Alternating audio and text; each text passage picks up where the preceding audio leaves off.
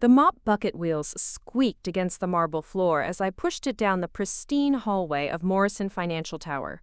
My reflection stared back at me from the polished surface, distorted and wavering like everything else in my life had become.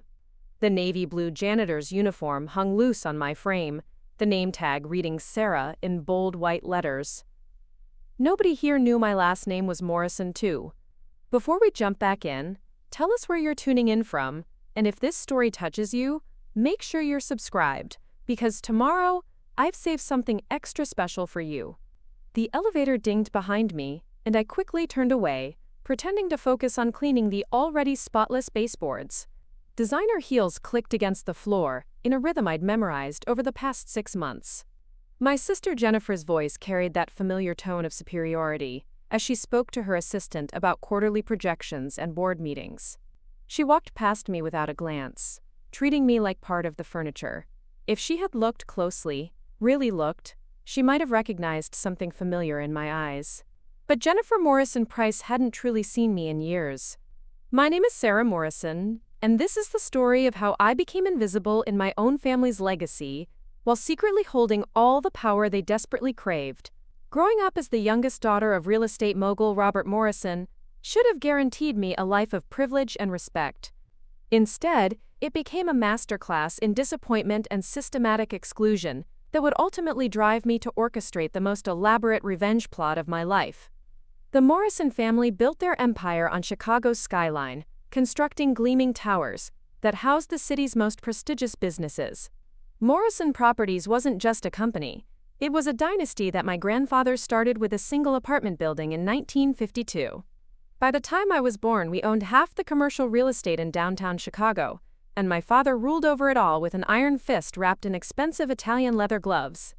I was 8 years old when I first understood that being a Morrison meant something different for me than it did for my siblings. Jennifer, 5 years older, had already been designated the heir apparent, spending her weekends shadowing our father through construction sites and board meetings. My brother Michael, 3 years my senior, was being groomed as her future business partner, learning the intricacies of property development and tenant relations. I was told to play quietly in the corner and not interrupt the adults when they were working. The message was clear from the beginning. Jennifer was the brain, Michael was the muscle, and I was the inconvenience they tolerated, because family obligations demanded it. During family dinners at our Winnetka estate, conversations revolved around square footage, zoning laws, and profit margins. When I tried to contribute ideas or ask questions, my father would pat my head condescendingly and tell me to focus on my dolls instead of worrying about grown-up business. School became my refuge, the one place where being a Morrison didn't automatically define my worth. I excelled in mathematics and economics, secretly devouring real estate journals and architectural magazines that I hid under my bed like contraband.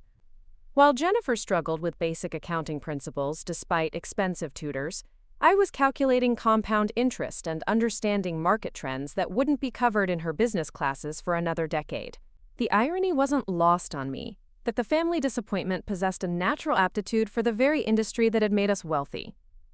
My mother, Margaret Morrison, had married into the family name rather than being born with it. She'd been a secretary at a law firm when my father swept her off her feet with his charm and checkbook.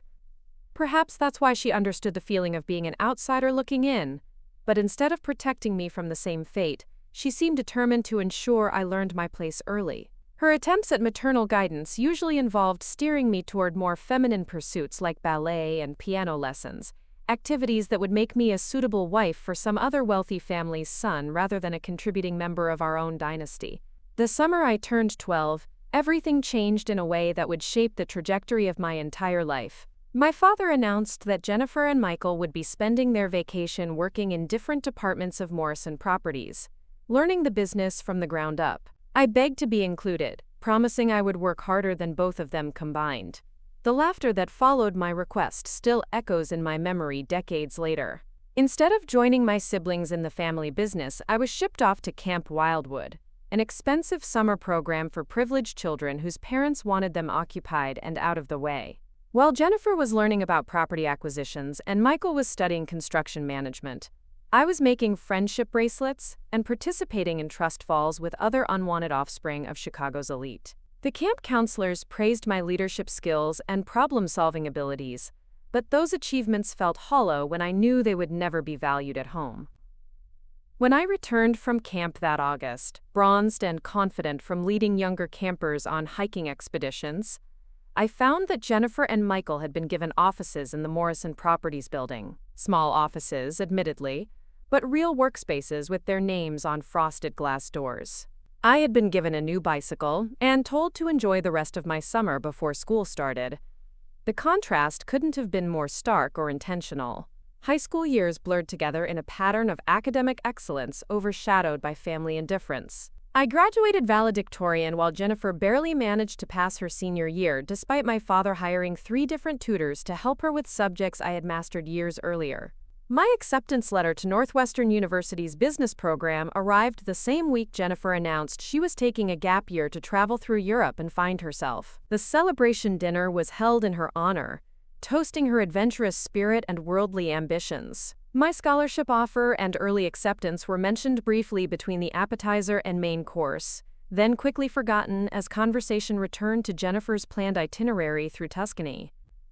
At Northwestern, I finally found an environment where merit mattered more than family connections. My professors recognized my analytical mind and innovative thinking, often using my case study presentations as examples for other students. I discovered a passion for urban development and sustainable building practices that went far beyond the Morrison family's traditional approach of maximizing square footage for maximum profit.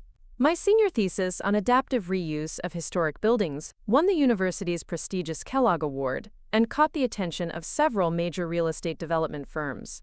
The job offers started arriving during my final semester, each one representing an opportunity to prove myself in the industry I'd been born to join but systematically excluded from. When I mentioned these opportunities during a rare family dinner, my father's response was swift and dismissive. No daughter of his would be working for the competition, he declared, especially when Morrison Properties could provide me with a suitable position that wouldn't interfere with my eventual responsibilities as a wife and mother. The suitable position turned out to be a receptionist desk in the marketing department, answering phones and filing paperwork, while Jennifer assumed the title of junior vice president, despite having spent the previous year photographing herself in front of European landmarks, instead of learning anything useful about business. My Northwestern degree might as well have been printed on toilet paper for all the respect it commanded in the Morrison Properties hierarchy. I lasted exactly 6 months in that receptionist chair, watching incompetent middle managers make decisions that I could have improved with my eyes closed. When I submitted a detailed proposal for streamlining tenant relations and reducing vacancy rates, it was forwarded up the chain of command until it reached Jennifer's desk. 3 weeks later, she presented my ideas to the board as her own innovative strategies for improving company efficiency. I wasn't credited or consulted, merely expected to smile and nod when she received praise for insights that had emerged from my research and analysis. The breaking point came during the annual Morrison Properties holiday party. The event was held in the ballroom of the Palmer House, with Chicago's real estate elite mingling over champagne and catered hors d'oeuvre. I had spent weeks preparing a presentation on emerging market trends that could position our company ahead of the competition, hoping that the festive atmosphere might make my family more receptive to my contributions. Instead, I found myself relegated to coat check duty, while Jennifer networked with potential investors and Michael discussed expansion opportunities with our father's inner circle. Standing in that coat closet, surrounded by fur stoles and cashmere overcoats worth more than most people's annual salaries, I made a decision that would alter the course of my life. I was done begging for recognition from people who would never see my worth. If the Morrison family wanted to treat me like an outsider, then I would become one on my own terms. I resigned from Morrison Properties the following Monday, citing a desire to pursue opportunities that better aligned with my career goals. My father's response was predictably dismissive, suggesting that I would come crawling back once I realized how difficult the real world could be for someone without family connections to smooth the way. Jennifer barely looked up from her manicure appointment when I cleared out my desk, and Michael offered a patronizing pat on the shoulder, along with advice about not burning bridges I might need to cross again someday. What none of them knew was that I had been preparing for this moment since my sophomore year at Northwestern. While my classmates were focused on landing internships at prestigious firms, I had been quietly building relationships with investors who valued innovation over lineage. Professor David Chen, my mentor in sustainable development, had introduced me to a network of venture capitalists who were specifically seeking projects that could disrupt traditional real estate models. My business plan for Morrison Redevelopment Solutions had been refined through countless late nights in the university library, combining my insider knowledge of Chicago's real estate market with cutting-edge approaches to urban renewal. Unlike Morrison Properties, which focused on demolishing historic structures to build generic office towers, my company would specialize in transforming neglected buildings into vibrant mixed-use spaces that served communities, rather than simply extracting maximum profit from them. The seed funding came from Dr. Chen's contacts, investors who were impressed by my vision and track record, but had no idea about my family connections. I deliberately used my mother's maiden name, Sullivan, when incorporating the business, ensuring that my success or failure would be based entirely on my own merits, rather than riding on the Morrison reputation. For the first time in my life, I was being judged solely on my abilities, and it was simultaneously terrifying and exhilarating. My first project was an abandoned warehouse in Pilsen that had been sitting empty for 3 years after the previous owner defaulted on their mortgage. The neighborhood was experiencing early signs of gentrification, but most developers were either ignoring the area entirely or planning projects that would displace longtime residents rather than serving their needs. I saw an opportunity to create something different, a development that could bridge the gap between preservation and progress. Preparing and narrating this story took us a lot of time, so if you are enjoying it, subscribe to our channel. It means a lot to us. Now back to the story. The renovation took 18 months and nearly exhausted my entire budget. But the result exceeded even my most optimistic projections. The warehouse became a thriving community center, with affordable artist studios, a farmer's market space, and small business incubators that created dozens of local jobs. The project won recognition from the Chicago Architecture Foundation and generated the kind of positive press coverage that money couldn't buy. More importantly, it proved that my approach to development was both financially viable and socially responsible. The success attracted attention from other property owners who were struggling with similar challenges. And Sullivan Redevelopment quickly built a reputation for turning problematic buildings into community assets. Each project expanded my network and increased my credibility in circles where the Morrison name carried no weight.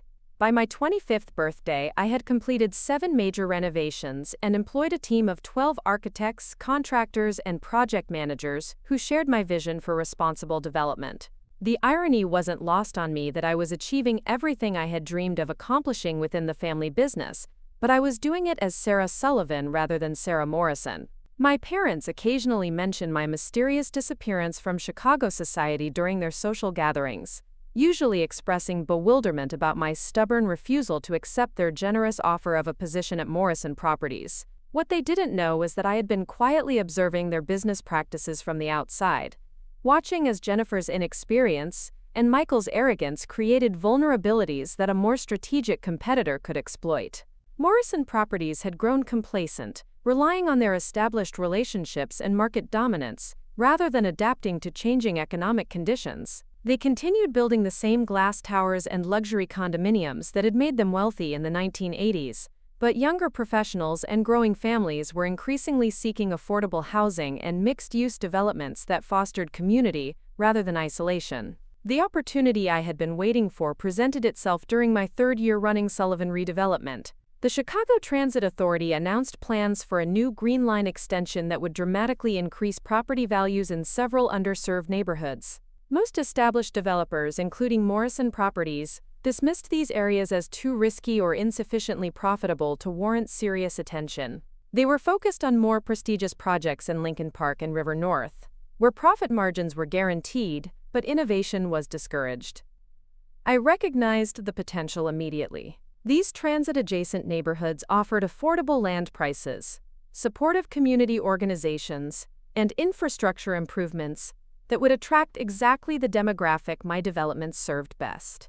Young professionals who couldn't afford downtown condominiums, artists seeking affordable studio space, and small business owners looking for commercial rent they could actually manage. Sullivan Redevelopment could establish a dominant presence in these emerging markets, while Morrison Properties remained fixated on their traditional luxury clientele. The strategy required significant capital investment, more than my company had available through conventional financing. That's when I made the decision that would ultimately bring me full circle with my family. Using the network I had built through successful projects and industry recognition, I approached a consortium of investors about purchasing undervalued properties in the targeted neighborhoods. The proposal was ambitious but grounded in solid market research and my proven track record of profitable developments. What I didn't initially reveal to my investors was that many of these undervalued properties were owned by Morrison Properties subsidiaries, buildings they had acquired during foreclosure proceedings, but never bothered to develop because they didn't fit the company's high-end brand image. My father and siblings were sitting on dozens of properties that could be transformed into exactly the kind of community-focused developments that were becoming increasingly profitable in Chicago's changing real estate landscape. The acquisition process took nearly 2 years of careful negotiation and strategic positioning. I had to work through multiple shell companies and intermediary firms to avoid revealing my identity during the purchase negotiations. Morrison Properties was happy to unload what they considered worthless assets, properties in neighborhoods they viewed as beneath their company's prestige. They had no idea they were selling to the daughter they had dismissed as incapable of understanding real business. As Sullivan Redevelopment's portfolio expanded, so did my influence in Chicago's development community. I was invited to speak at industry conferences about sustainable urban renewal, consulted by city planners about zoning regulations, and profiled in architecture magazines as an emerging leader in responsible development. My success was being built literally on properties my family had abandoned, transformed through vision and execution they had claimed I didn't possess. The personal satisfaction was immense, but I knew that true vindication would require something more dramatic than simply succeeding independently. I needed my family to understand exactly what they had lost when they chose to exclude me from their legacy. That understanding would come, but it would arrive in a way they never could have anticipated. The plan began to crystallize during a chance encounter at a Northwestern alumni event.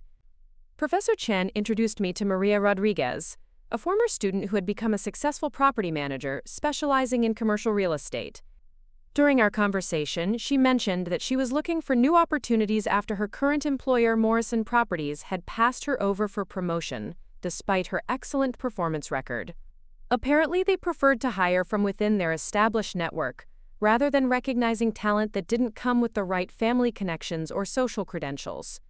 Maria's experience sounded disturbingly familiar, and as we talked, I realized that Morrison Properties had developed a pattern of hiring competent people for mid-level positions, while reserving all meaningful advancement opportunities for friends of the family or graduates from the right schools with the right last names.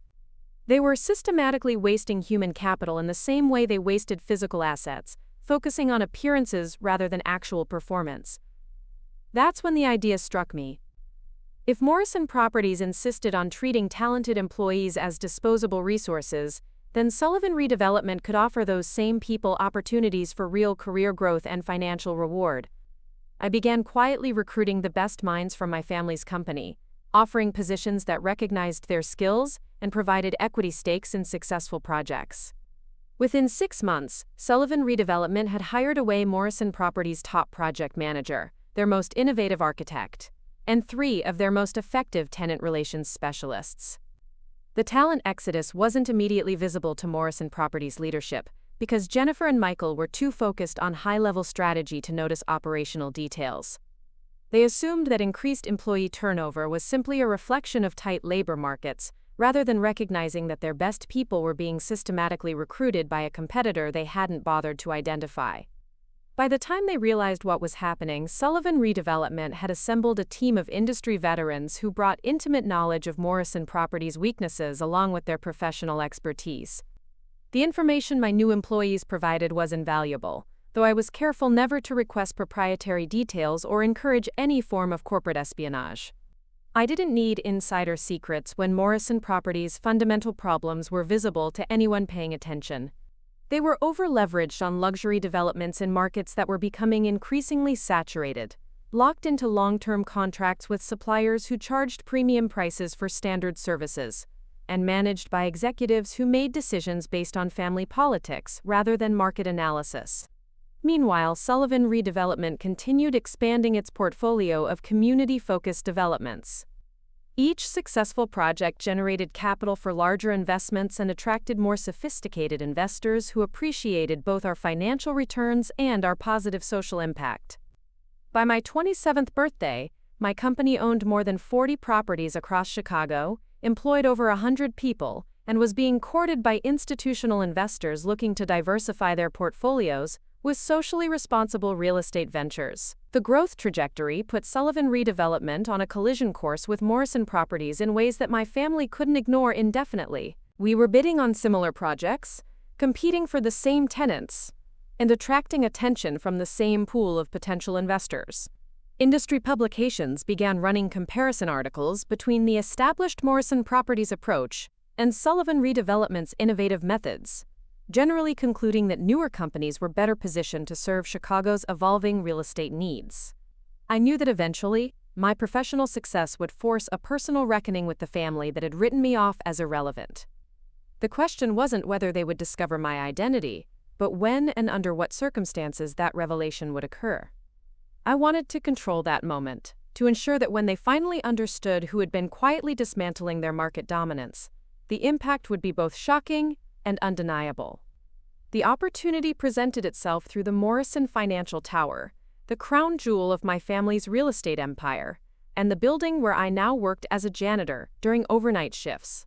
The tower housed Morrison Properties headquarters, along with dozens of Chicago's most prestigious businesses, generating millions in annual rental revenue and serving as a symbol of my family's enduring influence in the city's commercial real estate market. What my family didn't know was that the tower's ownership structure was more complicated than it appeared. The building had been financed through a complex arrangement of loans and partnerships dating back to its construction in the early 1990s, when my father had needed outside capital to complete the project during an economic downturn. Over the years, some of those original investors had sold their stakes to other parties, and the ownership had become fragmented among multiple entities with varying levels of involvement in day-to-day operations. Through careful research and strategic acquisitions, Sullivan Redevelopment had been quietly purchasing these minority ownership stakes whenever they became available. The transactions were handled through intermediary firms and shell companies, making it nearly impossible for Morrison Properties to track the ultimate buyer. Each purchase was small enough to avoid triggering disclosure requirements, but collectively they represented a significant portion of the building's total ownership. The strategy required patience and substantial capital, but the potential payoff was enormous. If Sullivan Redevelopment could acquire enough ownership stakes, we would have significant influence over the building's management, and potentially the power to force major changes in how it operated. More importantly, gaining control of Morrison Financial Tower would send an unmistakable message about my capabilities and the consequences of underestimating my potential. The final piece of the puzzle fell into place when Maria Rodriguez discovered that Morrison Properties was struggling with cash flow problems related to their over-leveraged position in the luxury development market. Several of their recent projects had failed to attract expected investment levels, leaving them with construction loans that were consuming more capital than anticipated. They were exploring options for generating additional revenue, including the possibility of selling partial interests in their most valuable assets. That's when I made the decision to take the janitor position at Morrison Financial Tower. Working overnight shifts gave me unrestricted access to the building and opportunities to observe Morrison Properties' operations from the inside without revealing my identity. More importantly, it provided the perfect cover for gathering the information I would need to complete my acquisition strategy while positioning myself for the most dramatic possible revelation of my true identity. Seeing Jennifer walk past me without recognition, treating me like invisible hired help while I quietly owned more of the building than she realized, provided a satisfaction that no amount of professional success could match. Every night as I cleaned the offices where my siblings made decisions about a business they didn't truly understand, I was reminded of why this elaborate plan was necessary. They had forced me to become invisible, so I would use that invisibility to claim everything they had taken for granted. The janitor's uniform was more than a disguise. It was a symbol of how thoroughly my family had misjudged my potential and overlooked my presence in their world. Soon, very soon, they would learn that the greatest threat to their empire wasn't some external competitor they could identify and counter. It was the daughter they had dismissed, the sister they had ignored, the family disappointment who had been hiding in plain sight while systematically dismantling everything they thought belonged to them by birthright alone. The security guard barely glanced up from his newspaper as I badged into Morrison Financial Tower at 11:30 that Tuesday night. Frank had worked the overnight shift for nearly a decade, and in the 6 months since I'd started cleaning the building, we'd developed the kind of casual familiarity that comes from shared solitude during the city's sleeping hours. He knew me as Sarah the night janitor, a quiet woman who did her job efficiently and never caused problems. What he didn't know was that I had intimate knowledge of every security protocol in the building, because I'd helped design some of them during my brief stint working for Morrison Properties years earlier. The elevator carried me to the 32nd floor, where Morrison Properties maintained their executive offices. The doors opened to reveal a reception area that had been redecorated 3 times since my departure, each iteration more ostentatious than the last. Jennifer's influence was evident in the choice of artwork, expensive pieces that screamed wealth rather than demonstrating taste. I wheeled my cart past the reception desk, noting the fresh flowers that were delivered twice weekly at a cost that could have funded a small nonprofit for months. My father's corner office commanded a view of Lake Michigan that real estate agents used to justify the building's premium rents. Through the floor-to-ceiling windows, I could see the lights of boats moving across the dark water, their navigation beacons blinking like stars fallen to earth. During my childhood, I had dreamed of sitting behind that massive mahogany desk someday, making decisions that would shape Chicago's skyline for generations. Now I was content to empty its wastebasket while my father slept peacefully in his Winnetka mansion, blissfully unaware that his discarded daughter was systematically acquiring ownership of his most prized asset. The cleaning routine had become second nature after 6 months of practice. Dust the surfaces, vacuum the carpets, empty the trash, restock the supplies. The work was mindless enough to allow my thoughts to focus on more important matters, like the acquisition proposal that Maria Rodriguez would be presenting to Morrison Properties Board next week. On paper, the proposal came from Millennium Capital Partners, a perfectly legitimate investment firm that happened to be wholly owned by Sullivan Redevelopment, through a series of shell companies and trust arrangements that would take forensic accountants months to unravel. The proposal offered Morrison Properties a chance to partner with Millennium on a revolutionary new development project in the rapidly gentrifying Humboldt Park neighborhood. The project would combine luxury condominiums with affordable housing units, creating a mixed-income community that could serve as a model for sustainable urban development. More importantly, the partnership would require Morrison Properties to contribute Morrison Financial Tower as collateral for the construction loans, effectively giving Millennium significant control over the building's operations and future ownership structure. Jennifer would undoubtedly see the proposal as an opportunity to expand into markets that Morrison Properties had previously ignored. She was always eager to attach her name to projects that sounded innovative and socially conscious, especially when they offered potential for positive media coverage. Michael would focus on the financial projections, which I had carefully crafted to appear extremely attractive while hiding the long-term implications of the partnership agreement.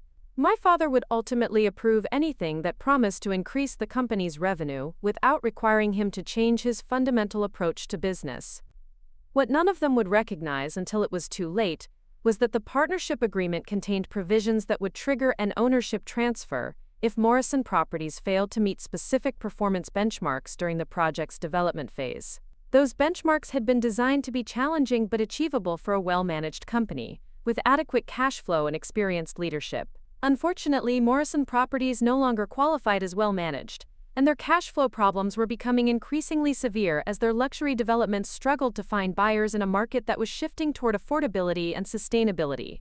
The irony was exquisite. My family would sign away control of their crown jewel building in pursuit of a development project that represented everything they had claimed I was too naive to understand.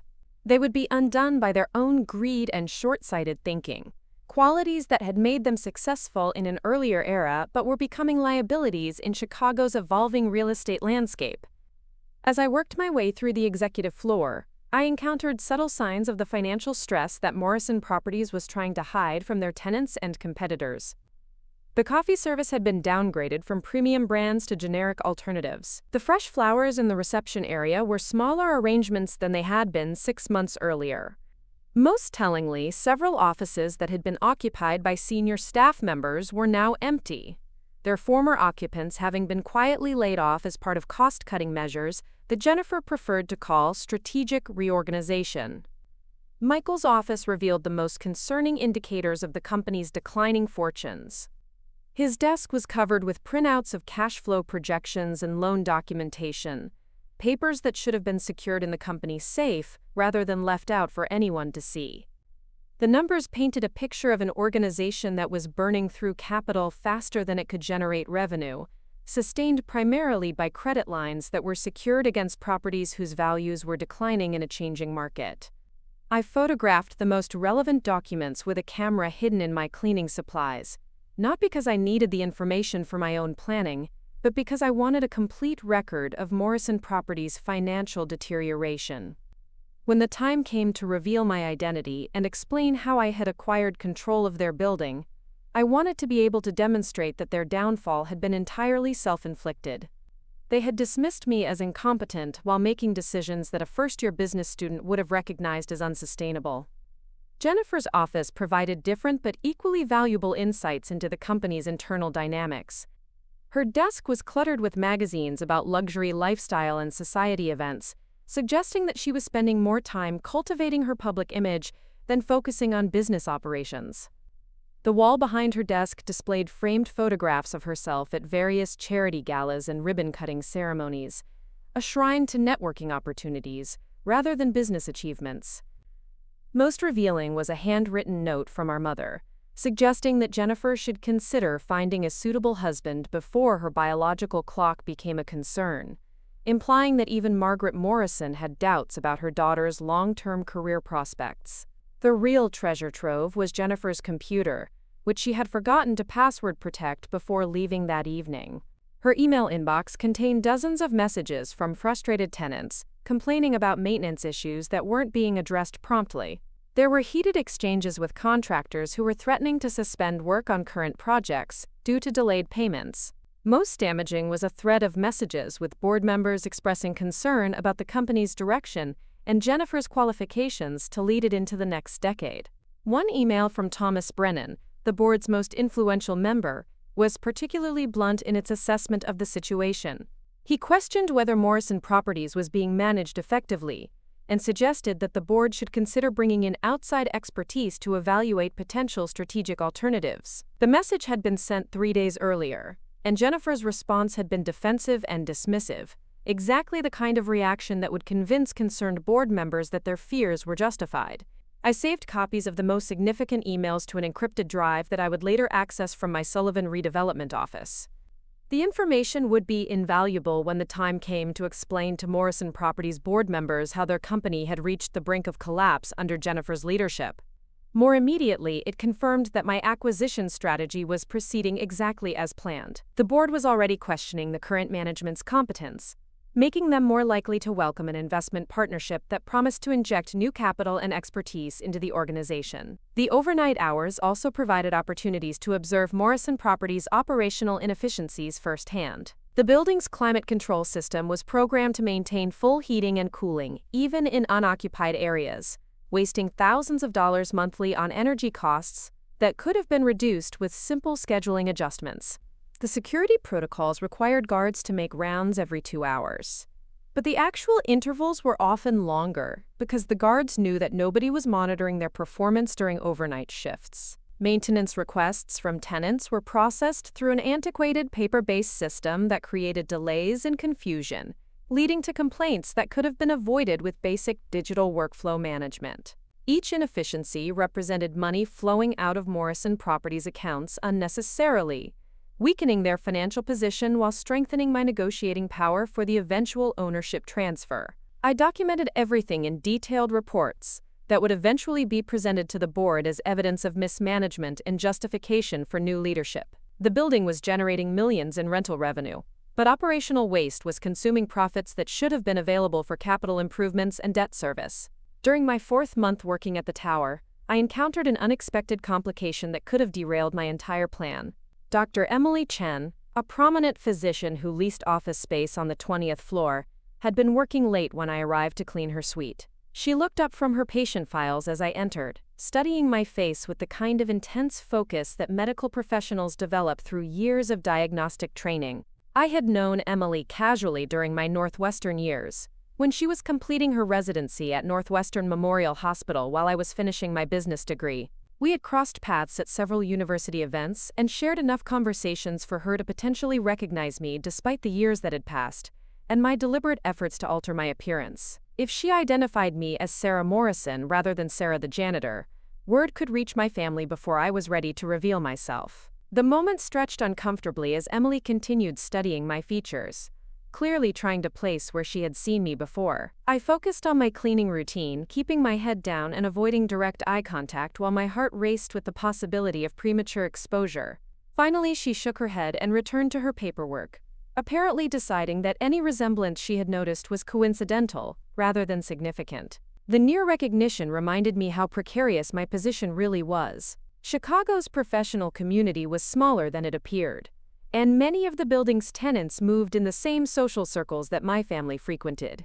I had been relying on people's tendency to overlook service workers, but that invisibility wasn't guaranteed if someone looked closely enough to see past my uniform and altered appearance. I decided to accelerate my timeline for implementing the acquisition plan, recognizing that prolonged exposure increased the risk of discovery. Maria Rodriguez confirmed that Morrison Properties Board was scheduled to vote on the Millennium Capital Partnership proposal the following week, earlier than originally planned due to the company's deteriorating cash flow situation. If the vote went as expected, I would have effective control of Morrison Financial Tower within 30 days, eliminating the need for continued undercover work. The final week before the board meeting was the most nerve-wracking period of my entire plan.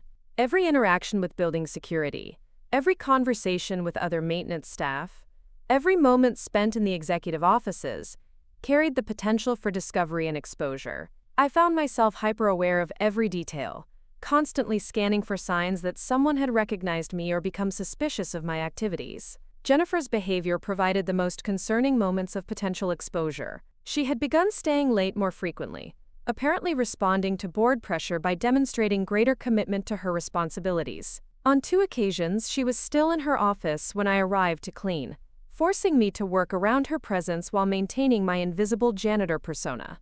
The stress of being so close to my sister while pretending to be someone else was almost unbearable, especially when she spoke to me with the same dismissive tone she had used during our childhood.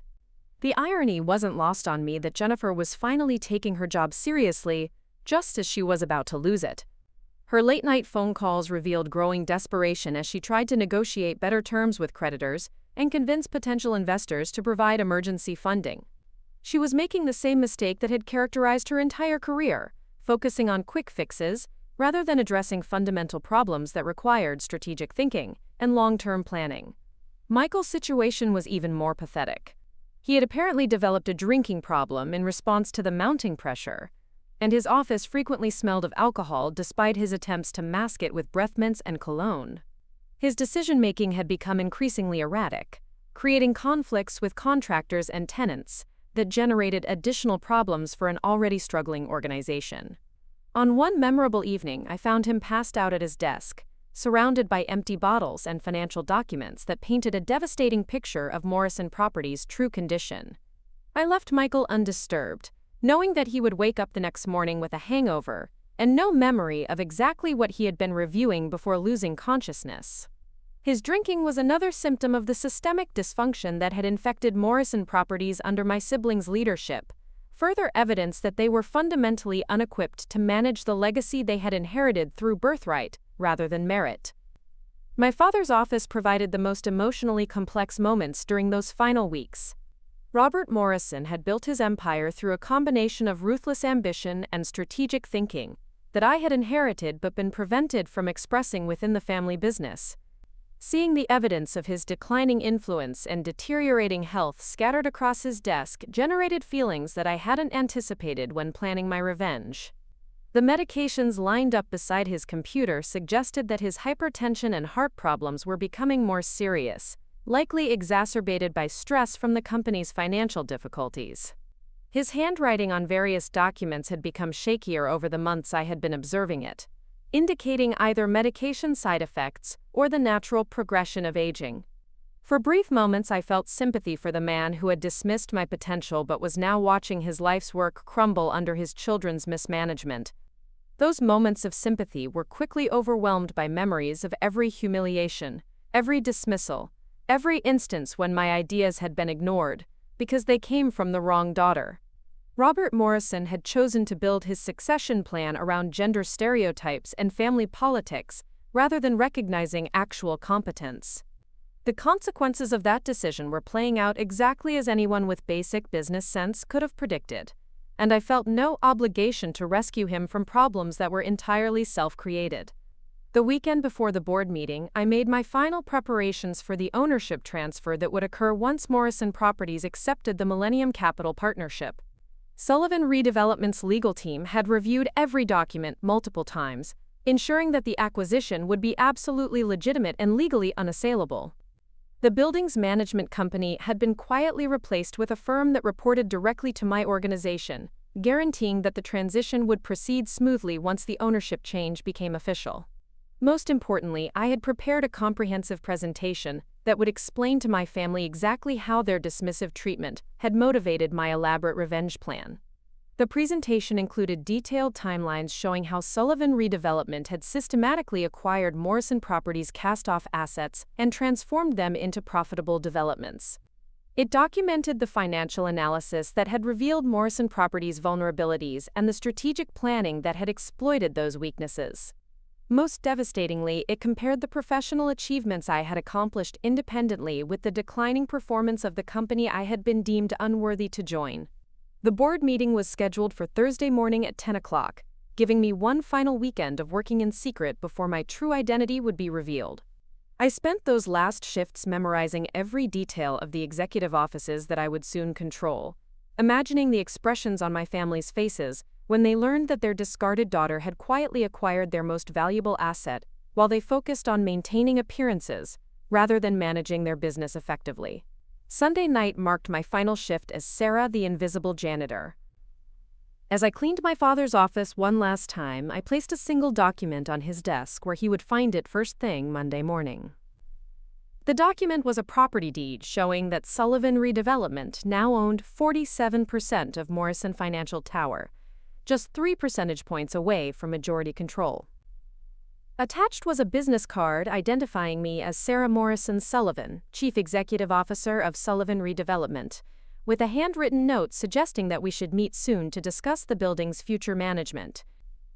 By Thursday morning, my family would understand that the daughter they had written off as incompetent had been systematically dismantling their empire while hiding in plain sight. The board meeting that was supposed to approve their salvation would instead formalize their surrender to an enemy they had created through their own arrogance and blindness. The family disappointment was about to become their greatest nightmare, and there would be nothing they could do to stop the reckoning that was finally at hand.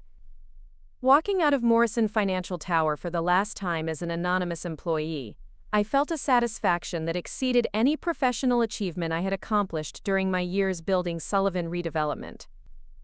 Justice had been served not through dramatic confrontation, but through patient planning and systematic execution. My family had taught me to be invisible, and I had used that lesson to become the most dangerous threat they would ever face. The janitor's uniform that had concealed my identity for 6 months was neatly folded in my locker, ready for whoever would replace me in maintaining the building that I now effectively controlled.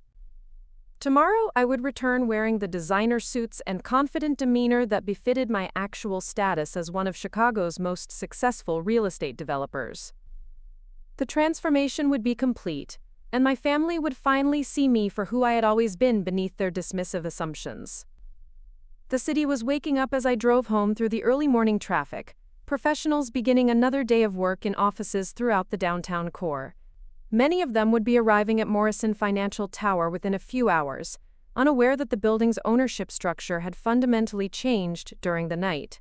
By evening, news of the acquisition would be spreading through Chicago's real estate community, generating speculation about Sullivan Redevelopment's aggressive expansion strategy and Morrison Properties' surprising willingness to surrender control of their flagship asset. What none of the industry analysts would initially understand was that the acquisition represented far more than a business transaction. It was the culmination of a personal vendetta that had been years in the making, executed with a precision that would have been impossible without intimate knowledge of the target's weaknesses and blind spots. The Morrison family had created their own destroyer by refusing to recognize the potential that existed within their own bloodline. As I pulled into my apartment building's garage, I reflected on the journey that had brought me from family disappointment to secret owner of the empire that had rejected me. The path had required sacrifices and compromises that I couldn't have imagined when I first decided to leave Morrison Properties and forge my own destiny. I had become someone my younger self wouldn't have recognized, harder and more calculating than the idealistic graduate who had once believed that merit would eventually be rewarded with recognition and respect. But the transformation had been necessary to achieve justice in a world where power respected only power and influence trumped competence, unless that competence was backed by resources significant enough to command attention. I had learned to play by rules that my family had written, using their own tactics against them with an effectiveness that exceeded their wildest expectations. The student had surpassed the teachers by applying their lessons more thoroughly than they had ever intended. The next few days would bring revelations that would reshape Chicago's real estate landscape and destroy reputations that had been decades in the building. My family would finally understand the cost of their arrogance, and I would finally receive the recognition that had been denied to me through birthright prejudice and systematic exclusion. The Morrison name would endure, but it would be associated with my achievements rather than my father's legacy or my siblings' failures. The family disappointment was about to become the family's greatest success story, whether they chose to acknowledge it or not. Monday morning arrived with the kind of bitter Chicago wind that cuts through even the heaviest winter coats. I stood in my apartment overlooking Grant Park, watching office workers hurry along the sidewalks below, their breath forming small clouds in the frigid air. Somewhere across the city, my father was probably discovering the property deed I had left on his desk, along with the business card that would shatter everything he thought he knew about his family's empire. My phone buzzed with a text from Maria Rodriguez confirming that she was in position at Morrison Properties, ready to observe the chaos that was about to unfold. We had rehearsed this moment dozens of times, but the reality felt surreal after years of careful planning and patient execution.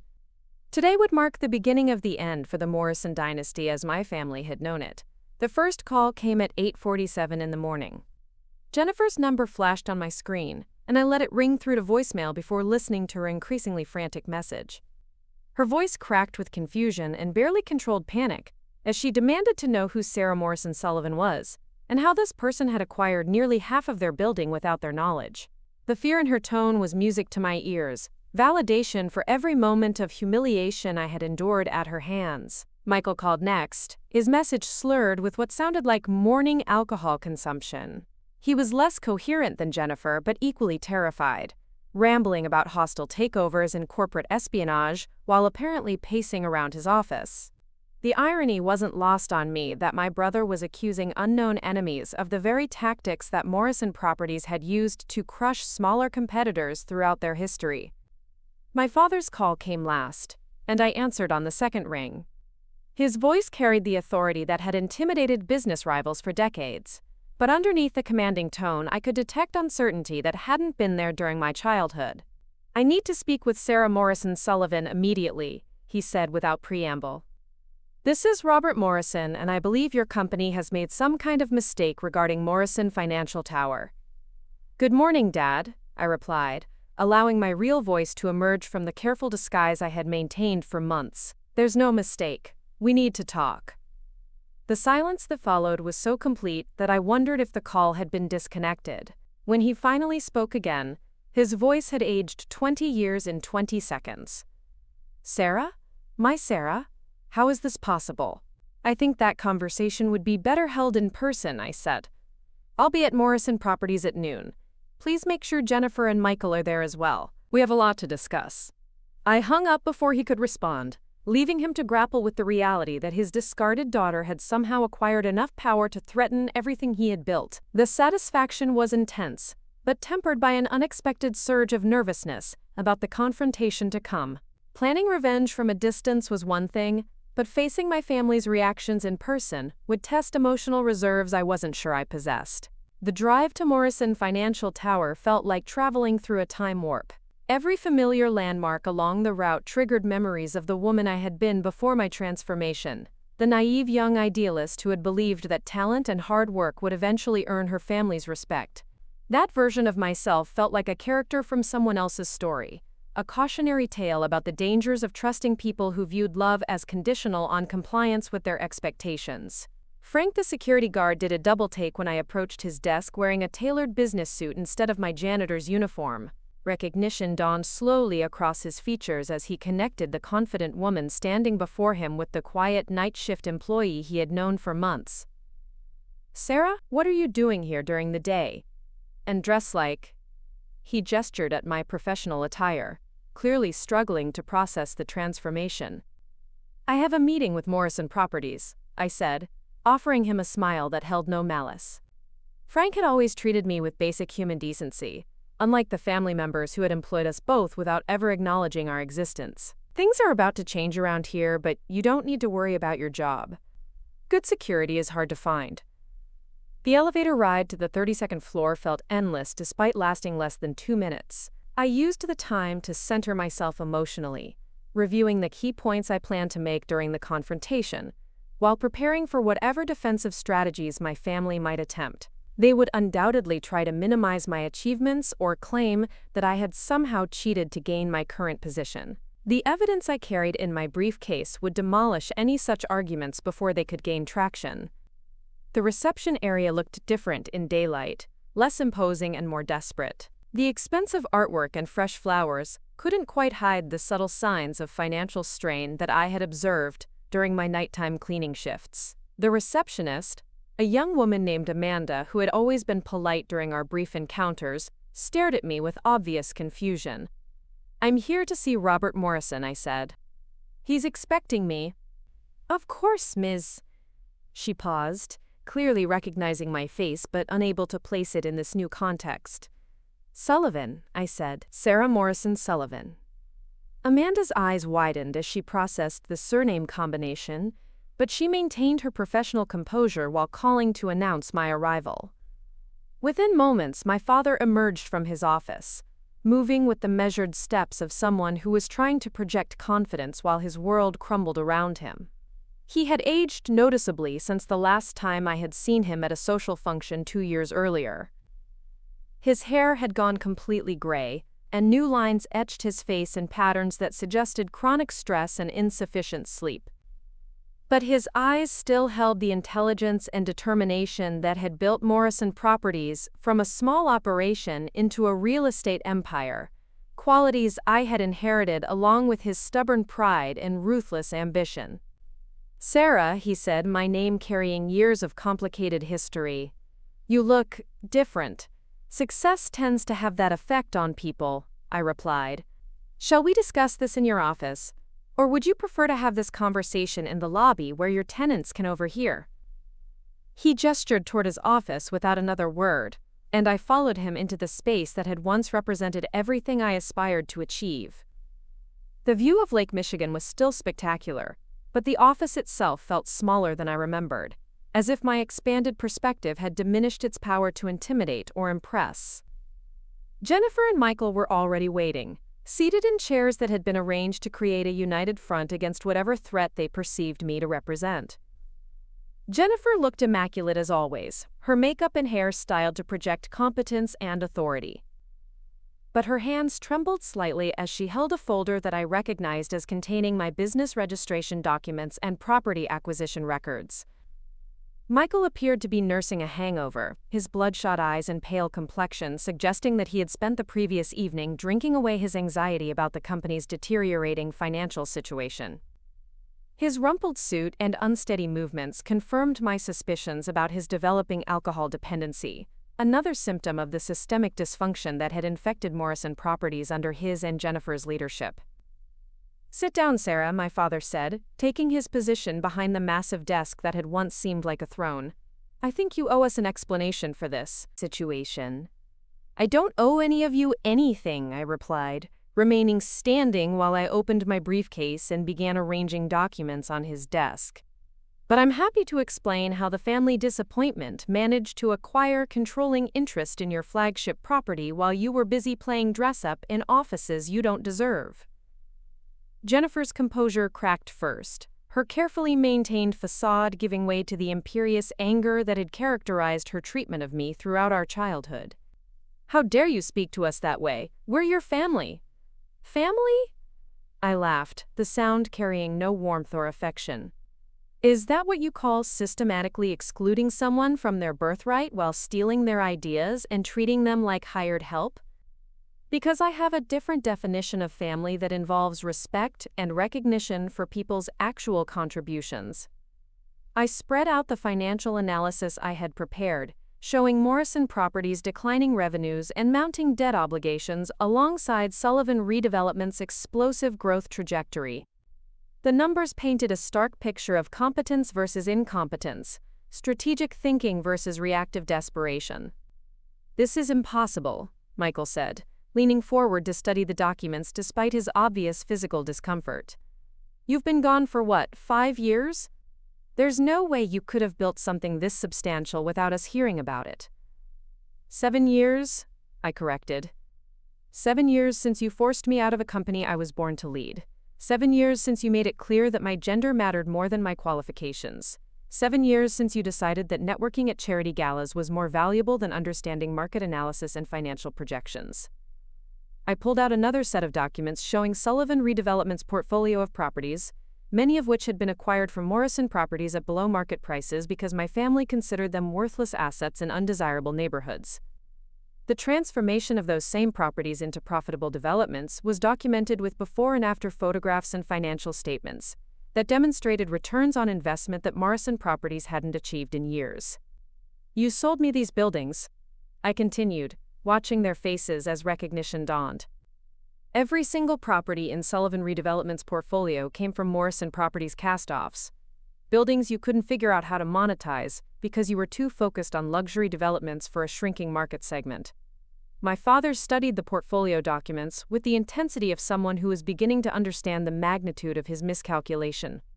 His face cycled through emotions from confusion to recognition to something approaching respect before settling into the grim acceptance of someone who had been outmaneuvered by a superior strategist. "The warehouse in Pilsen," he said slowly, "the apartment complex in Logan Square. We sold those for practically nothing because they were draining maintenance costs without generating sufficient rental income." "Because you never bothered to understand the communities they served," I replied. "You saw declining neighborhoods where I saw emerging markets. You saw problem properties where I saw opportunities for innovative development approaches that could serve residents while generating sustainable profits." Jennifer was frantically flipping through documents, apparently trying to calculate the total value of assets that Morrison Properties had unknowingly sold to their own family member. Her face grew paler with each page as she realized the extent of their strategic error. "This doesn't change anything," she said finally, her voice lacking its usual confidence. "So you've had some success in lower-income neighborhoods. That doesn't qualify you to interfere with Morrison Properties' operations or threaten our ownership of this building." I smiled and pulled out the final document, the partnership agreement that Millennium Capital Partners would be presenting to their board later that week. The terms looked generous on the surface, offering Morrison Properties access to capital and development opportunities that could solve their immediate financial problems while positioning them for future growth. "Actually, it does," I said, pointing to specific clauses in the agreement. "This partnership that your board is so eager to approve will transfer effective control of Morrison Financial Tower to my organization within 60 days. You'll retain nominal ownership, but all management decisions and financial distributions will require approval from Millennium Capital, which is wholly owned by Sullivan Redevelopment." The silence that followed was broken only by the sound of Michael's sharp intake of breath as he grasped the implications of what I was revealing. They had been so desperate for an infusion of capital that they hadn't scrutinized the partnership terms carefully enough to recognize the trap hidden within seemingly reasonable provisions. "You can't do this," Jennifer said, but her protest lacked conviction. She was smart enough to understand that I wouldn't have revealed my strategy unless I was absolutely certain of its success. I already have, I replied. The board vote is a formality at this point. Your company's financial situation is so precarious that they have no choice but to accept any partnership that promises immediate relief, regardless of the long-term consequences. My father had been silent throughout this exchange, but now he leaned back in his chair and studied me with new eyes. For the first time in my life, I saw him looking at me as an adult, rather than a disappointment, as a business rival worthy of his respect, rather than a daughter whose opinions could be safely dismissed. You planned this from the beginning, he said. Everything from leaving the company to working as a janitor in this building. You orchestrated all of it. I learned from the best, I acknowledged. You taught me that sentiment has no place in business, that family loyalty is less important than competitive advantage, that power belongs to whoever is willing to take it and smart enough to keep it. I just applied those lessons more effectively than you anticipated. The admission seemed to drain the fight out of him, leaving behind an old man who was finally confronting the consequences of his own philosophy. He had raised me to be ruthless and ambitious, then acted surprised when I used those qualities against the family that had rejected my potential. What happens now?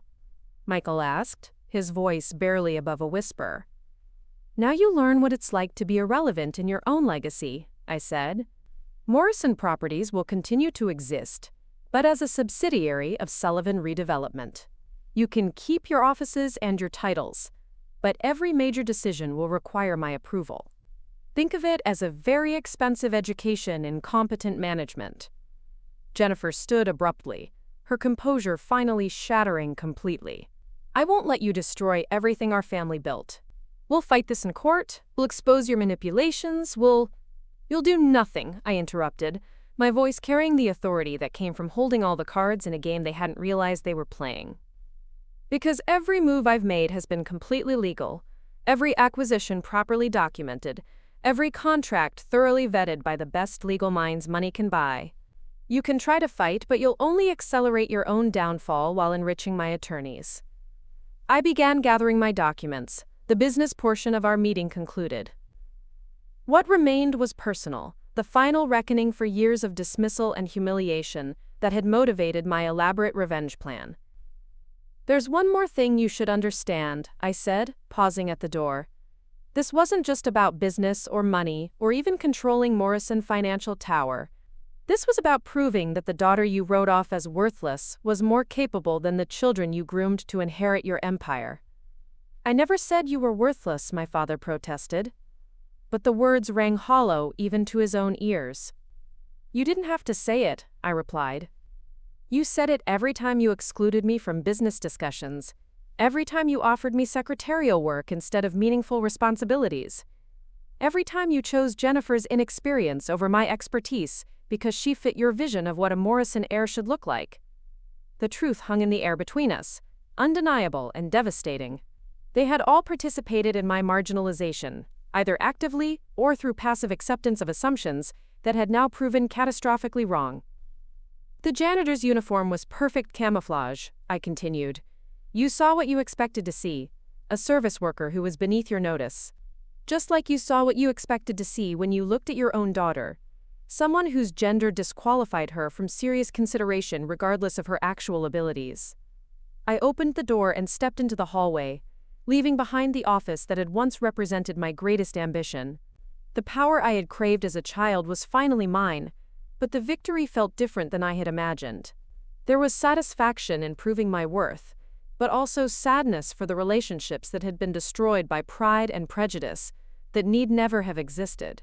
The elevator descended through floors filled with tenants who had no idea that their building's ownership had fundamentally changed during a 30-minute family meeting. By tomorrow, word would begin spreading through Chicago's real estate community about Sullivan Redevelopment's aggressive acquisition strategy and Morrison Properties' surprising capitulation to a competitor they hadn't seen coming. As I walked through the lobby where I had spent months cleaning floors while plotting the empire's downfall, I caught a glimpse of my reflection in the polished marble. The woman looking back at me bore little resemblance to either the naive daughter who had once begged for acceptance, or the invisible janitor who had hidden her true identity behind a uniform and humble demeanor. I had become something entirely new, shaped by rejection into a force that my family couldn't ignore or dismiss. The transformation was complete, and the reckoning had begun.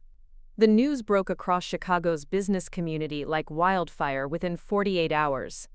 Real estate reporters who had been tracking Morrison Properties' financial struggles suddenly found themselves with a story that exceeded their wildest speculation.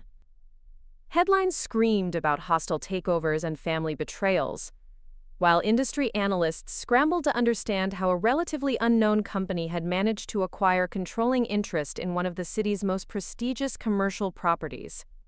I watched the media frenzy unfold from my office at Sullivan Redevelopment, fielding calls from journalists who wanted exclusive interviews and business leaders who were suddenly very interested in scheduling meetings.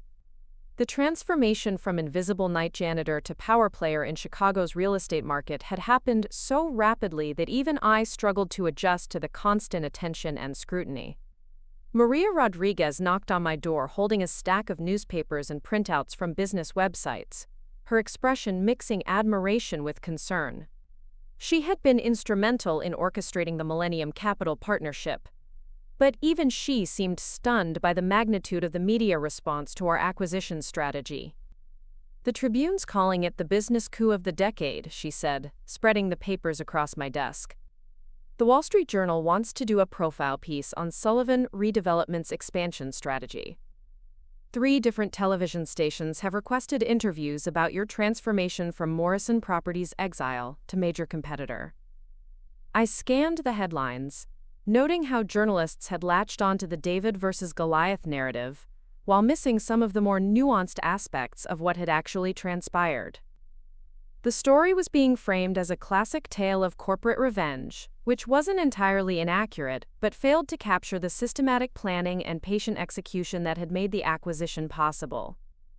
"What's the reaction been from other industry players?" I asked, more interested in professional assessment than media sensationalism.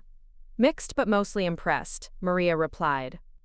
"Lawrence Barrett's been fielding calls all morning from investors who want to know more about your background and Sullivan Redevelopment's future plans.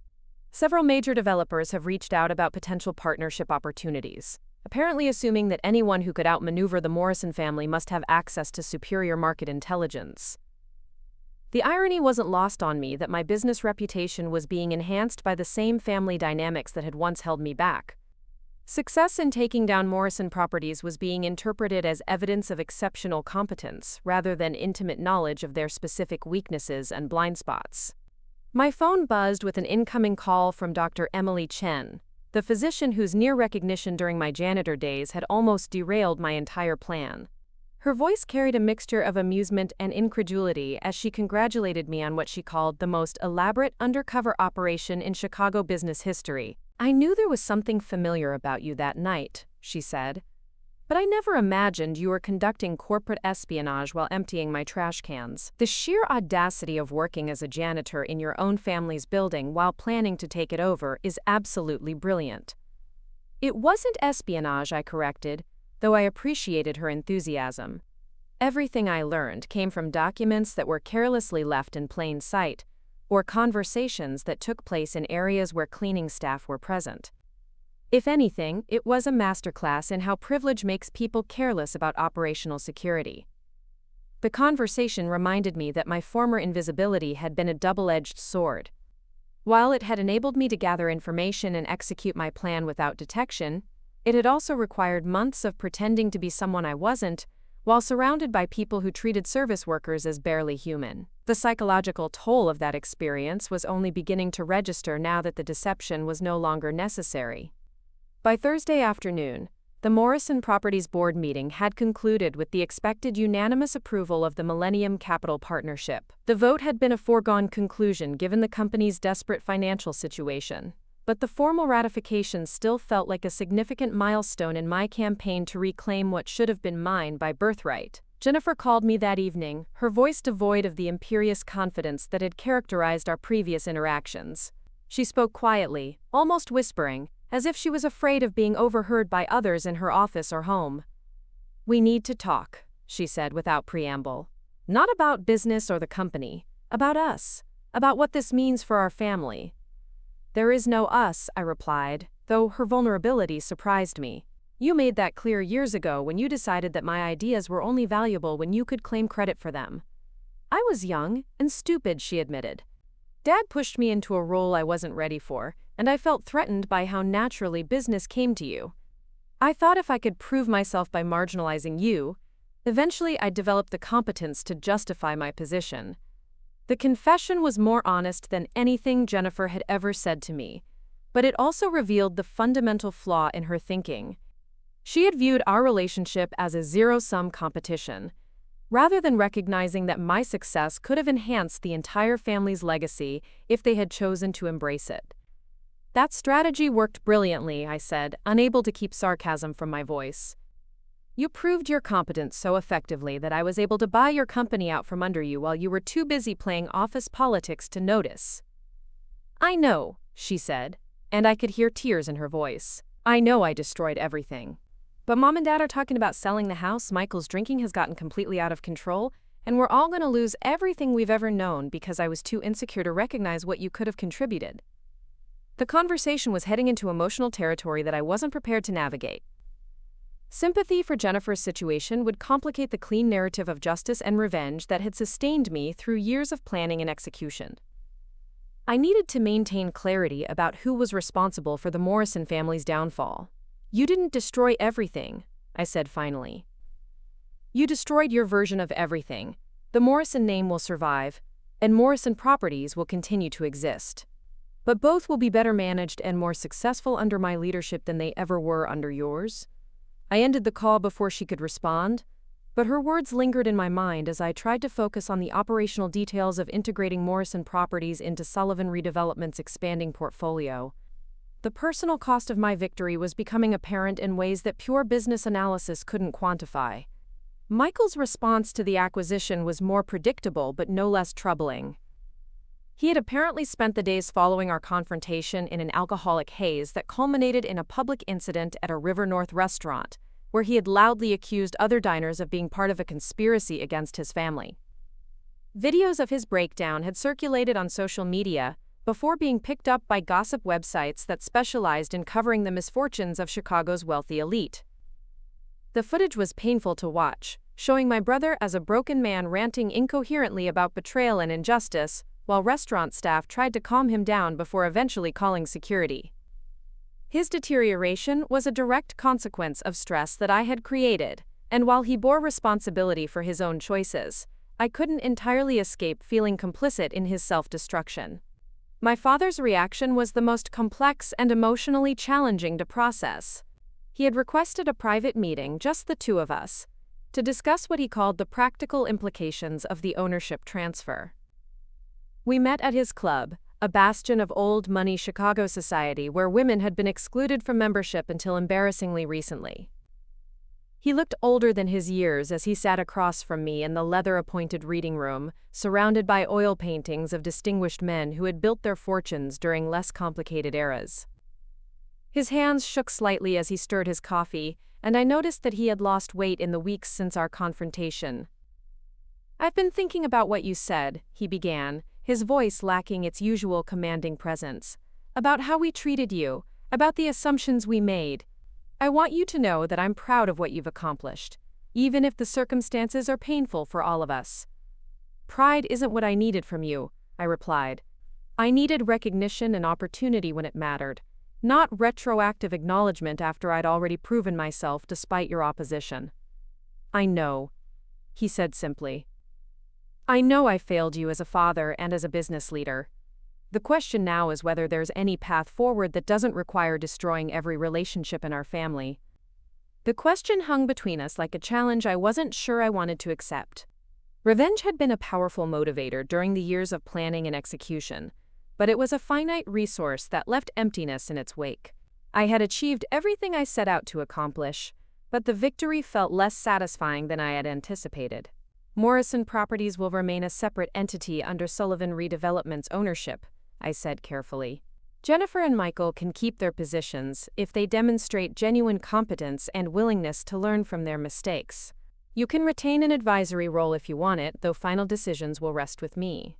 His relief was visible, though tempered by the reality that he was negotiating for scraps of his former empire. The power dynamic had shifted irrevocably, and we both understood that any future relationship would be built on foundations I controlled, rather than family obligations he could take for granted. "What about the building?" he asked.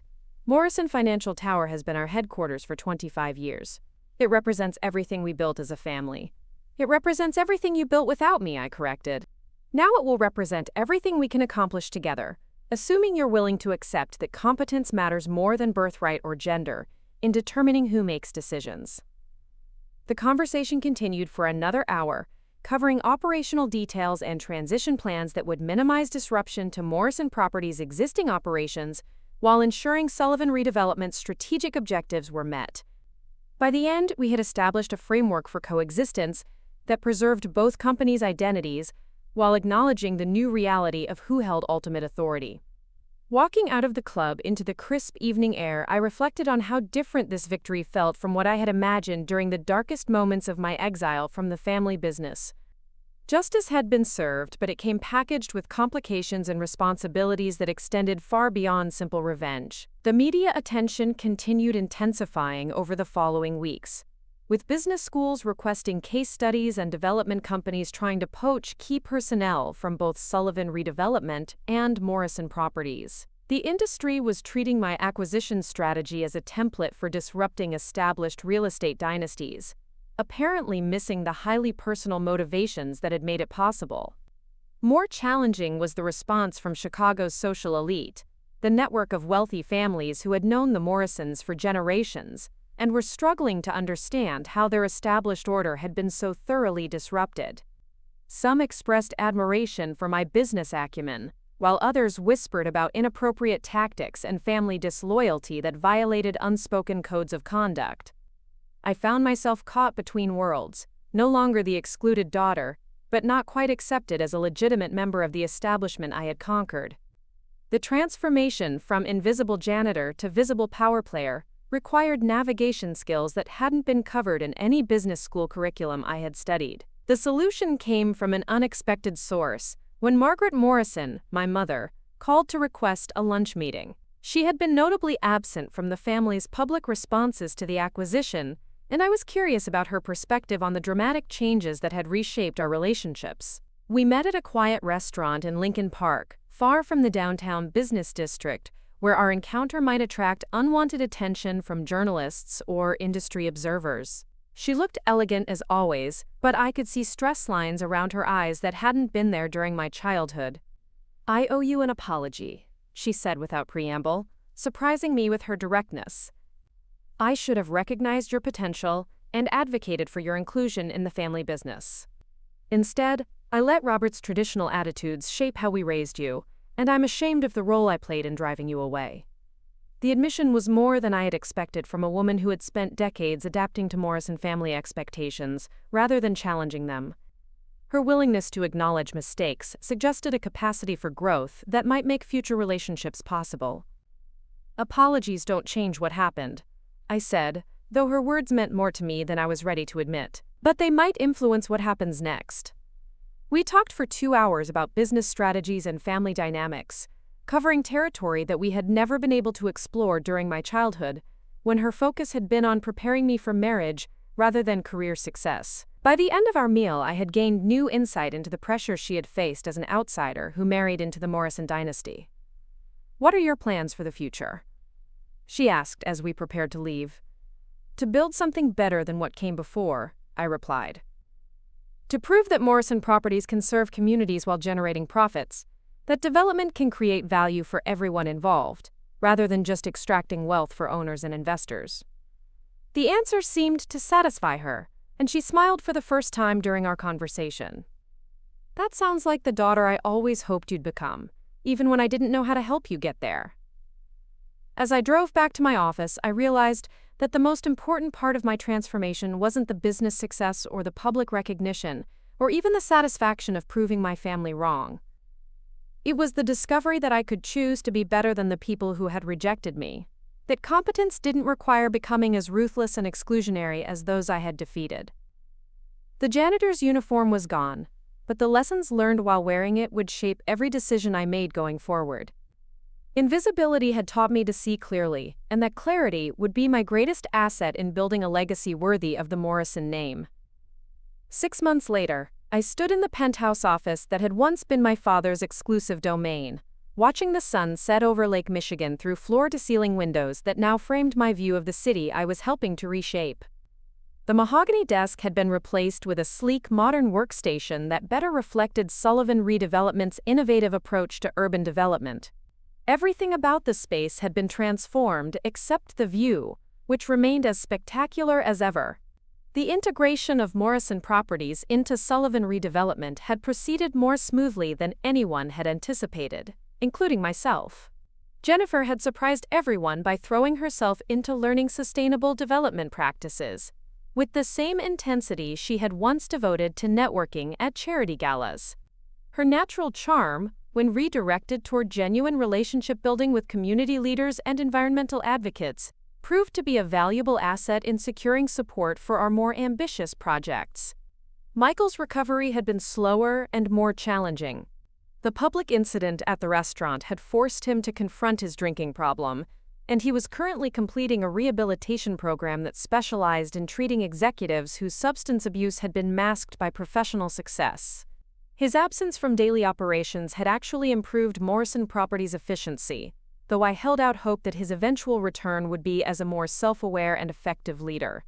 My father had adapted to his advisory role with grace that impressed me, despite our complicated history. His decades of experience in Chicago real estate provided valuable context for navigating political relationships and regulatory challenges, while his willingness to defer to my strategic decisions demonstrated a humility that I hadn't known he possessed. Our weekly meetings had evolved into genuine collaborative sessions where his institutional knowledge complemented my innovative vision. The transformation extended far beyond internal family dynamics. Morrison Financial Tower had become a showcase for sustainable building management practices that other commercial properties throughout the city were beginning to emulate. Energy efficiency improvements had reduced operating costs, while attracting environmentally conscious tenants who were willing to pay premium rates for office space that aligned with their corporate values. More significantly, the combined portfolio of Sullivan Redevelopment and Morrison Properties had established new standards for community-focused development that balanced profitability with social responsibility.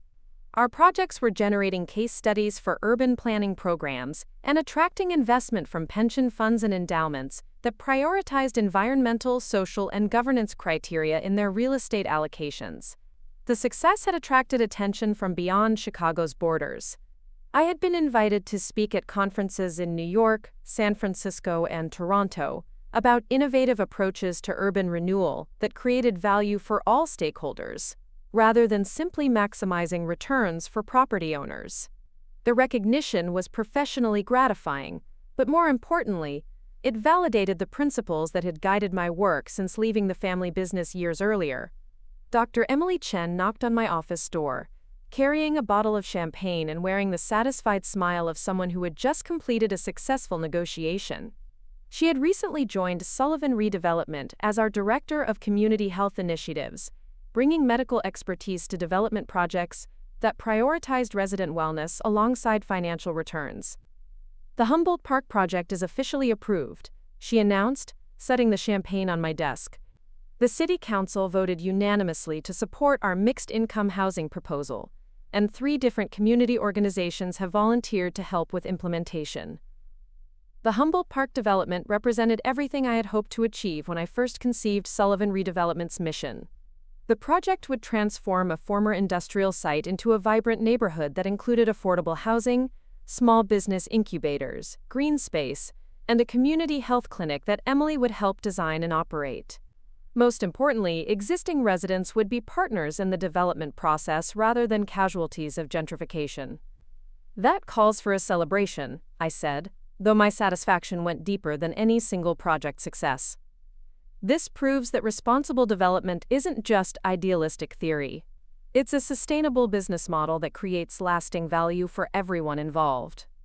We were joined by Maria Rodriguez, who had been promoted to Chief Operating Officer in recognition of her instrumental role in orchestrating the Morrison Properties acquisition. Her strategic thinking and operational expertise had been essential in managing the complex integration of two very different corporate cultures. "The financial projections for next quarter look even better than we anticipated," Maria reported, spreading spreadsheets across my desk. "Our occupancy rates are running 15% higher than comparable properties, and tenant satisfaction scores are off the charts. More importantly, we're attracting institutional investors who specifically want exposure to our development model."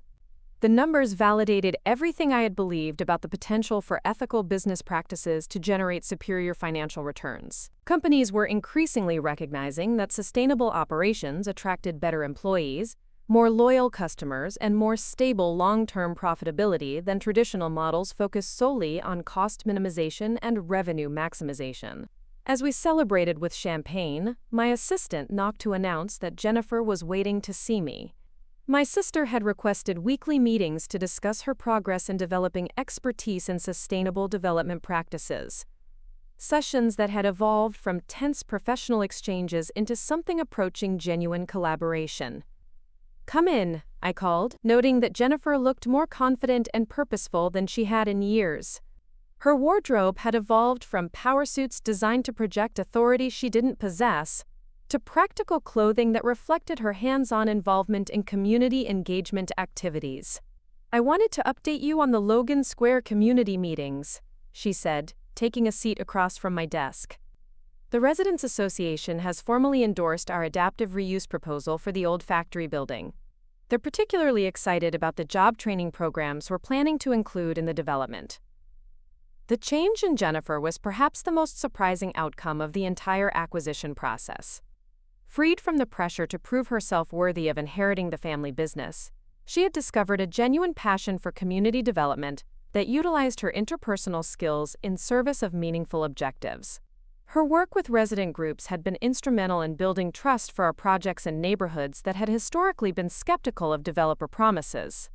"That's excellent progress," I acknowledged. "Your relationship-building skills are proving to be exactly what our community engagement strategy needed. Have you given any thought to taking on a more formal leadership role in that area?"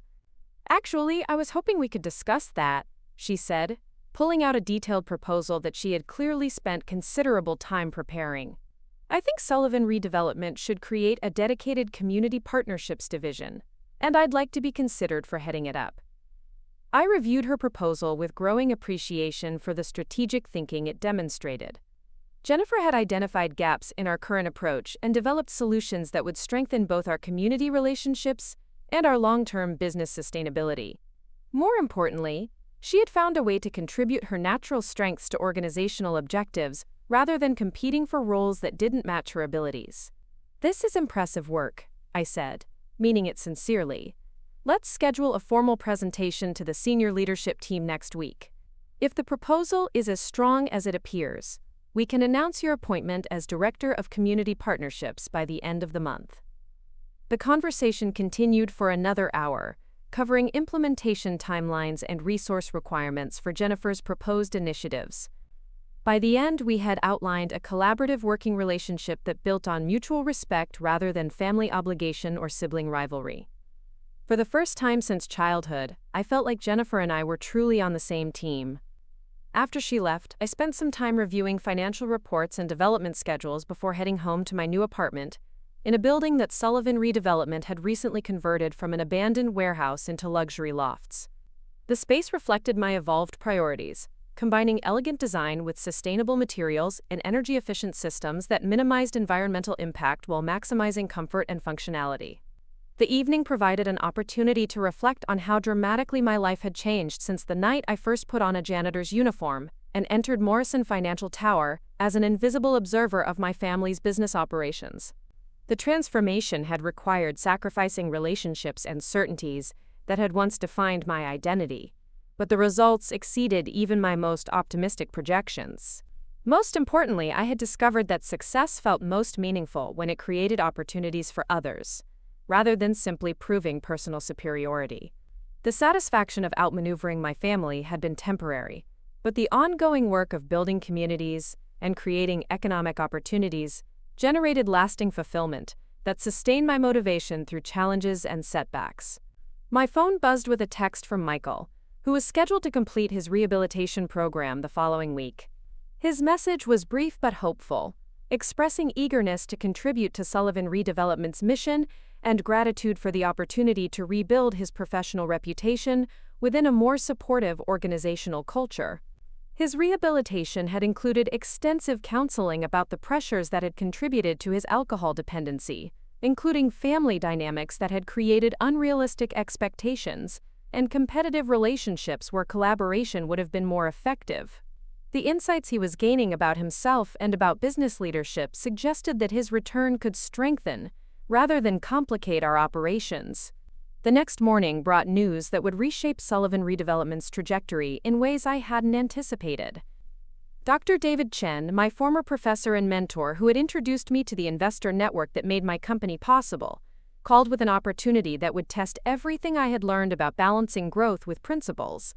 "I've been contacted by a consortium of international investors who are interested in licensing your development model for projects in other cities," he explained during our phone conversation. "They're talking about massive scale expansion, potentially hundreds of millions in investment capital, projects in dozens of metropolitan areas across North America." The opportunity was extraordinary, representing validation that our approach to sustainable development could transform urban planning practices far beyond Chicago. It was also exactly the kind of rapid expansion that had destroyed many promising companies by diluting their core competencies and overwhelming their operational capacity. "What's the timeline they're envisioning?" I asked, already knowing that the answer would determine whether this was a strategic opportunity or a dangerous distraction. "They want to move quickly," David admitted. "Initial commitments within 6 months, first projects breaking ground within a year. They're concerned about competitors copying your model if they wait too long to establish market presence." The conversation continued for an hour as we discussed the potential benefits and risks of rapid expansion. By the end, I had committed to reviewing detailed proposals from the investor consortium, while maintaining realistic expectations about what Sullivan Redevelopment could accomplish, without compromising the quality and community focus that defined our brand. That afternoon, I called a meeting with our senior leadership team to discuss the expansion opportunity and its implications for our strategic direction. The conference room had been transformed since the Morrison Properties acquisition, with walls displaying photographs of our completed developments alongside testimonials from residents and business owners whose lives had been improved by our projects. Jennifer, Maria, and several other key staff members gathered around the table as I outlined the international expansion proposal and the decisions we needed to make about Sullivan Redevelopment's future growth trajectory. The discussion that followed demonstrated how much our organizational culture had evolved from the hierarchical decision-making that had characterized Morrison Properties under my father's leadership. "The scale is appealing, but I'm concerned about maintaining our community-first approach if we're trying to manage projects in multiple cities simultaneously," Jennifer observed, her perspective shaped by months of intensive community engagement work. "We could establish regional partnerships with local developers who share our values," Maria suggested. "That would provide the scale and market presence the investors want, while ensuring that each project is grounded in genuine understanding of local community needs." The conversation continued for 2 hours, with team members raising thoughtful questions and proposing creative solutions that balanced growth opportunities with operational realities. By the end, we had outlined a framework for selective expansion that would test our model in carefully chosen markets, while preserving the community relationships that made our Chicago projects successful. 3 weeks later, I found myself back in Morrison Financial Tower's penthouse office, but this time I was preparing to host a press conference announcing Sullivan Redevelopment's partnership with the International Investor Consortium. The agreement we had negotiated preserved our autonomy in project design and community engagement, while providing capital and resources for expansion into Toronto, Minneapolis, and Portland markets. My father had requested a private conversation before the press conference, and I agreed to meet him in the conference room where we had first confronted each other about my acquisition strategy. He looked healthier than he had during our initial meetings, as if relief from daily operational responsibilities had reduced stress that had been affecting his physical well-being. "I wanted you to know that I'm proud of what you've accomplished," he said, his voice carrying sincerity that our complicated history made particularly meaningful. "Not just the business success, but the way you've handled having power over people who treated you badly. A lesser person would have used this opportunity for petty revenge. Revenge was never the real objective, I replied, though we both knew that wasn't entirely true. Justice was the objective, creating opportunities for recognition and contribution that should have existed from the beginning. The distinction matters, he acknowledged, and it's why Sullivan Redevelopment will outlast most of the companies that are built purely on competitive advantage rather than constructive purpose. The press conference proceeded smoothly, with journalists asking predictable questions about expansion timelines and financial projections, while missing some of the more interesting aspects of our partnership structure and community engagement strategies. The coverage would focus on business metrics and growth potential, but the real story was about proving that alternative approaches to development could achieve scale without abandoning principles. That evening, I hosted a celebration dinner at one of Chicago's most prestigious restaurants, bringing together the Sullivan Redevelopment team, Morrison Properties staff, key community partners, and investor representatives. The guest list would have been unimaginable a year earlier, combining people from very different worlds who had found common ground in shared commitment to responsible development practices. As I looked around the room during the dinner, I reflected on how different this felt from the charity galas and business networking events that had defined my family's social calendar during my childhood. Those gatherings had been about displaying wealth and status, while this celebration was about acknowledging collaborative achievement and shared purpose. Jennifer approached during dessert, carrying 2 glasses of champagne and wearing an expression that mixed satisfaction with something approaching awe. Our relationship had evolved dramatically since the acquisition, but moments like this reminded me how much we had both changed as individuals. "A year ago, I thought my life was over when you revealed who you really were," she said, offering me one of the glasses. "I couldn't imagine any future where I'd be anything other than the disappointing daughter who had failed to live up to the family legacy." "And now?" I asked, genuinely curious about her perspective on our transformed dynamic. "Now I realize that the legacy I was trying to preserve wasn't worth preserving," she replied. "What we're building together is so much more meaningful than what existed before. I'm grateful that your vision was stronger than my resistance." We toasted to new beginnings and shared purpose, acknowledging the painful history that had brought us to this point, while committing to a future built on mutual respect and collaborative achievement. The conversation was interrupted by Maria, who wanted to introduce me to community leaders from the cities where we would be expanding operations. The remainder of the evening passed in a blur of introductions and conversations about development opportunities and community partnerships. By midnight, I found myself standing alone on the restaurant's terrace, looking out over the Chicago skyline that included dozens of buildings owned or influenced by Sullivan Redevelopment and Morrison Properties. The city looked different from this vantage point, less like a collection of real estate assets, and more like a living community where millions of people worked and lived and raised families. Our projects were small contributions to that larger story, but they represented proof that business success could enhance, rather than exploit the communities that made prosperity possible. My phone buzzed with a text from Michael, who was scheduled to return to work the following Monday. His message was simple but meaningful, expressing excitement about contributing to Sullivan Redevelopment's mission and appreciation